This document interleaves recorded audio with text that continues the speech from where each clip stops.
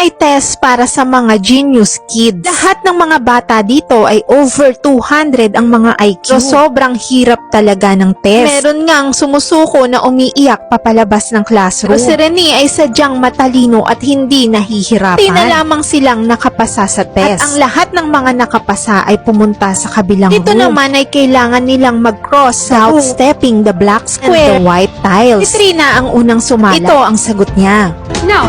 Imposible daw kasi na hindi sila tumapak dun sa white and black. Kaya confident siyang sumagot pero na-eliminate siya. Dave naman ay pinakita ang kanyang athletic skills. Matagumpay nga siyang nakakross sa room. Habang si Fred naman ay nag-crawl gamit ang kanyang elbows and knees. Habang si Maya naman ay gumamit ng rope na naka-attach sa doorknob. Unang turn na ni Rene, lumakad lamang siya ng dire-diretso. Siya ang nakakuha ng mataas na score. Meron siyang scientific explanation.